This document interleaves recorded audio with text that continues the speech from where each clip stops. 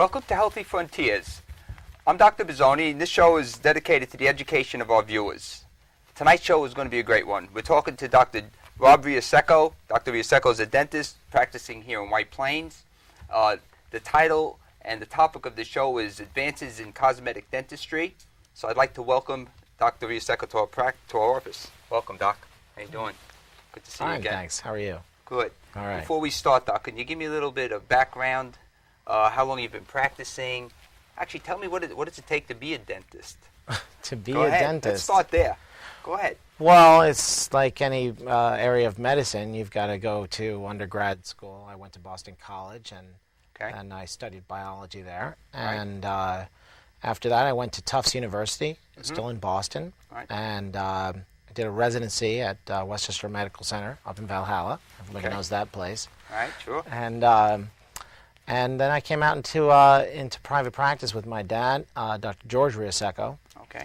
And he's been practicing in the White Plains area for roughly 40 years now. 40 years. Yeah. Yeah. He's an institution here, I understand. he sure is. Very respected man in his field. And I've been with him as a partner for 15, huh? It's flying by. Flying by, 15 years, quick, yeah, now. For 15 years now, huh? Mm-hmm. Okay. And what's the nature of your practice? Is it a general dentistry practice? Are you specializing, or do you do both? Well, we do. I always like to say it's soup to nuts. We really do treat just about every phase of general dentistry. Mm-hmm. We treat everything from a little kid of 3-4 years old to little old ladies and little old men with denture teeth and all this. And we do root canals, and we do crowns and bridges and fillings and cleanings and all the stuff that general dentists do. So you run the gamut. We do. Run the gamut. And but really, the way the practice has swung, the direction in which the practice has swung over the last 10-15 years has really been into the realm of cosmetic dentistry, this thing we call aesthetic dentistry. Okay, good. And you've been taking a lot of extra courses, I understand, continuing education courses to heighten your abilities. Sure have. Sure. We have an organization called the American Academy of Cosmetic Dentistry. Okay.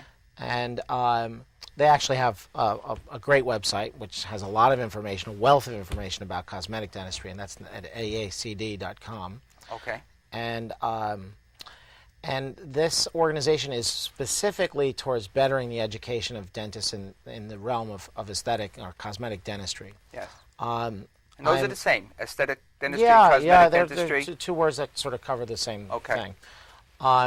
And basically, I've been a long-standing member, what we call a sustaining member of the AACD, and that just means that I've been a member for longer than 5 years, but that I have to attend, every other convocation is really the minimum requirement to achieve sustaining member status for the AACD.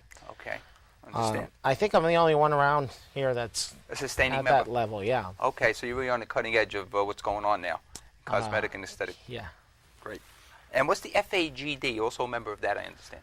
Yeah, my dad and I have been members of the AGD since we both started practicing. And my dad and I both hold fellowships in the Academy of General Dentistry. That's what you call it. The AGD is the Academy of General Dentistry, and this is also another academy that's really designed to look after the continuing education needs of dentists in the realm of general dentistry, which is obviously a much bigger realm. Great. So that's when we look after someone's name, we see Dr. Robert Rioseco, DDS, then we see FAGD, and that's what that all means. Yeah, it just means that really you have to pass a pretty extensive exam, and you have to have a large number of continuing ed hours to achieve that level. You were telling me earlier that you were studying and taking testing for a fellowship. What is a fellowship? Tell me that. This is the FAGD is a fellowship. Okay. So you're done with that? Oh, yeah. Okay, great. My dad as well. My dad's had his since I was a little kid. Okay. Tell me about some of the technological advances. Digital X-ray versus a regular X-ray. Let's start with that. I think a dental office is a very, very different place from where you may have gone when you were a little kid, even from where I went when I was a little kid, even though my dad was my dentist. Sure.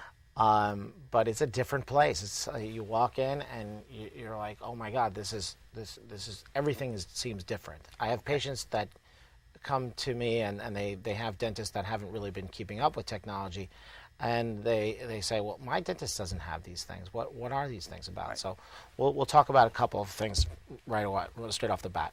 Okay. First is digital X-rays. Okay.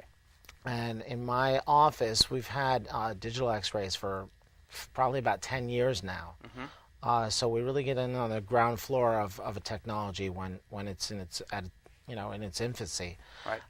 But now it's digital X-rays. I think that you should expect that your doctor has digital X-rays by now. Okay. Instead of using film, mm-hmm. We place a small sensor into the patient's mouth in the place of film, and use the same traditional X-ray head that's on the wall. That gizmo that comes down next to your cheek, and they take the X-ray. But instead of going into a little laboratory and somebody dipping the films to into developing and all this crazy stuff, immediately, instantaneously, the image comes up on a computer screen. Okay, and it's much clearer, is it, than?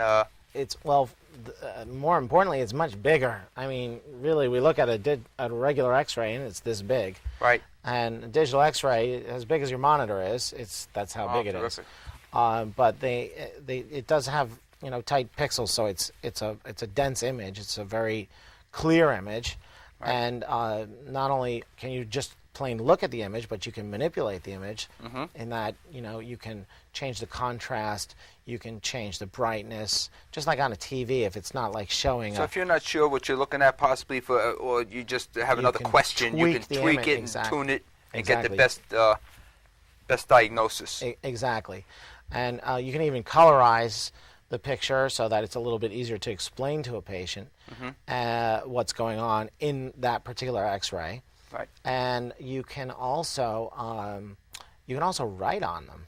Oh, so okay. It's really cool. It's like you have something going on one of your X-rays. I'll draw a little circle around it. I'll say, well, this right here is what's going on here, and this is a crack in a tooth. This is mm-hmm. decay under a filling. Okay. And you can point it out a lot more clearly. It's a lot easier to explain to patients what's going on in their mouths. Sure. Okay. And what's an intraoral camera all about? Is that all part of this digital? Yeah, well, imaging? Our intraoral camera makes photographs inside the mouth, intraoral, right? Right. And it's basically the pictures are saved into our computer software in the same place as an X-ray would be saved. Okay. So you have not only a record of X-rays, but you have right. a record of photographs of your teeth as well. Mm-hmm. So what happens here is we tip you back in the dental chair, and we have a computer monitor that's literally right in front of your face.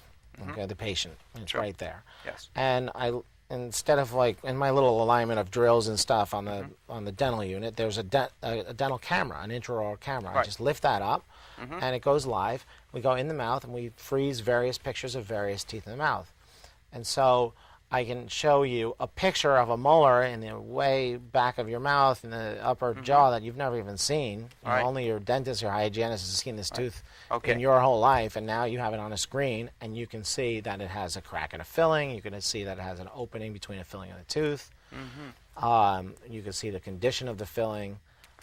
So a combination of the digital X-ray, the intraoral camera, I mean, you have a clear picture of what's going on in this patient's mouth now, huh? Well, it's not so much that I have a clear picture of what's okay. going on in the patient's mouth, is that the patient has a clear picture of what's going on in the patient's mouth. Which is half the time we're sitting in the dental chair and we say, and we don't know what's going on. You don't know what's going on. You True. know, and I think that this really kind of helps to form a trust bond between the patient and the doctor. Mm-hmm. And if the patient has questions later on, these pictures are saved digitally. They're stored in a computer, a centralized computer, right. and from anywhere in the office they can be accessed. Right. They can be emailed to specialists. So that's real important. Someone goes on vacation, someone goes to Europe, someone goes abroad, or a dentist can tune right into the computer system and find out what's going on. So if they have an emergency, it's a lot easier for Absolutely. that patient. Like for example, we treat a lot of patients that are on on a short stretch from work Right. from Europe. So, Yes. like White Plains has a German school. Yes. Perfect example. Okay. Folks enroll their kids in the German school for 3 years. Right. Guy's working for Siemens or something. Then he goes back to Germany. Right. And what we do is we prepare a CD or a DVD, depending on how many files we need, of his family's entire dental record. All of the X-rays that we've taken on his wife, himself, the kids. It's all on one CD. He goes back to Germany. The dentist in Germany inserts a CD in his computer. Has everything that we did is on the CD. Oh, that's terrific. It's perfectly clear. Perfect. They don't have to go through that. They don't have to take re-X-rays. It saves on X-ray, and they just have it And at their it's great disposal. for communication because then if the other dentist has a question, he shoots me a question by email. The technology's That's it's terrific. fantastic. And you guys are on the cutting edge. It's so great. All right, we're going to go into something called CEREC Dentistry. CEREC. Tell me about CEREC Dentistry. This is the newest, biggest. This is it. This is the newest, latest, and best. This is the cool thing. The coolest. The cool toy. Talk to me about it, Bob. Okay. Well, why don't we just talk about first what a crown is? Okay. Fine. A crown. A crown. Okay. You have a tooth that's very badly damaged. A big chunk of it's missing or something. It's broken down. Is it from decay or is Could it be from decay, or we took out an old filling. There was decay underneath it. Right. A person breaks a tooth. You know, you bite down on a nut, you break a tooth, or break off a corner of a tooth. Now you need a crown. It's something that covers the tooth completely. Okay. Next thing is an inlay. Okay. Say you're just missing a portion of the tooth, like a trough that goes through the tooth, from taking out an old silver filling. I always call them black fillings because they're never silver, are they? No, they're never silver. They're always black. They're Right. black. That white filling that they now use was pretty It's good looking. What this does is, well, we'll go into that in a sec. But you have an inlay or an onlay, which is also something that just replaces missing portions of a tooth. Instead of what you would normally do would be you'd take a mold or a series of molds of a patient's teeth, and you send them to a laboratory, a ceramist we call this, a guy who stacks ceramic all day. Yes. And you'd put a temporary crown on the tooth. 2 weeks later, a patient would come back, and you'd have a crown placed on your tooth. Right. You know, the real one, the porcelain one. Sure. What this does is, instead of these sloppy molds that you can sometimes gag on, and Right. I have another camera. It's a different kind of intraoral camera. It's an infrared intraoral camera, which goes in your mouth, and it makes a topographical map of your tooth. All right, so what does that mean? It just knows exactly where everything is in that picture in space, how tall it is, all right, how wide it is. Right.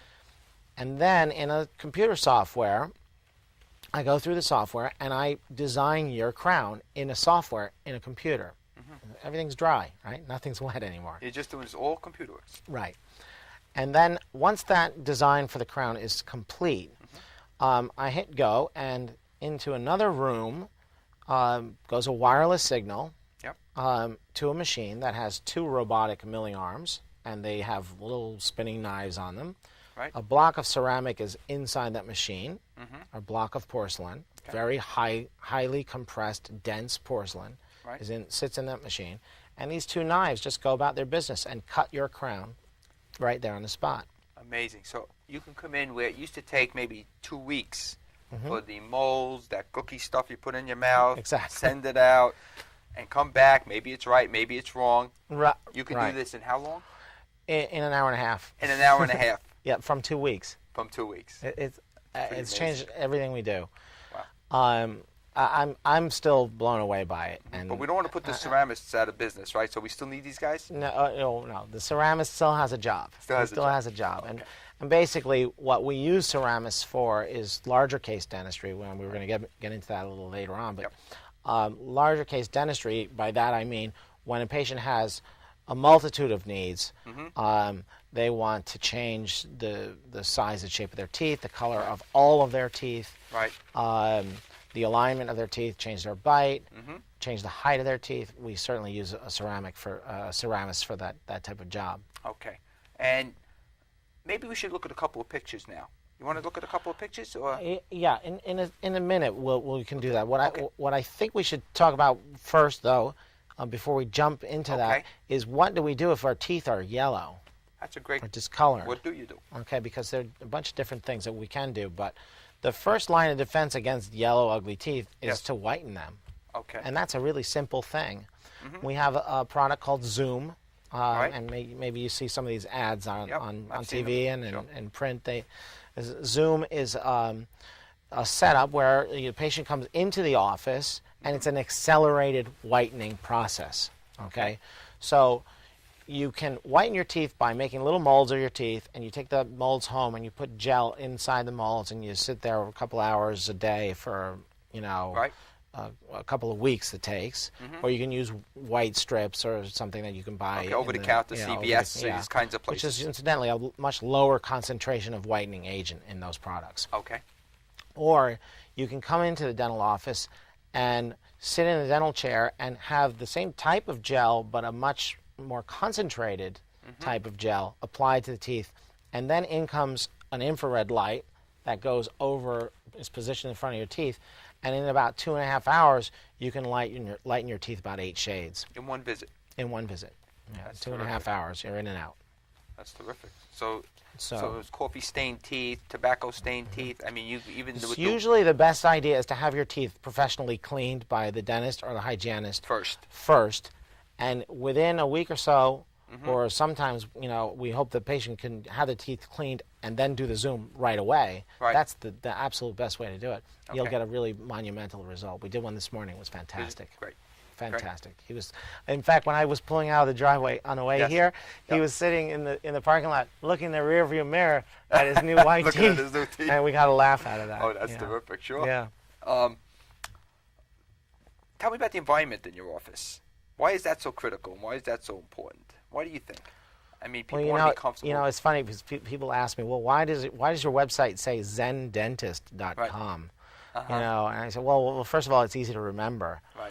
But really, the main gist of that is the environment. It's kind of like a Zen sort of really tranquil setting.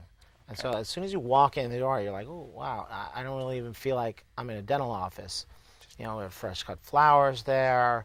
We have a little waterfall, and people are traditionally nervous to go to a dentist. You think? Most you think people, they are? Well, scared to death. Some people. Some are, and they're very nervous when they walk in. And so what we've done is we've tried to really push the envelope of making the office feel like, first of all, like it's not a dental office. It doesn't smell like a dental office either. We've got candles all over the place, putting out aromatherapy and. On larger cases, and we'll talk about this in a little bit, but we have a massage therapist that comes in, and she does reflexology. Oh, cool. Some of our patients are in the office for a couple hours at a time, or sometimes 4, 5, 6 hours at a time. And certainly we need, I'm preaching to the choir.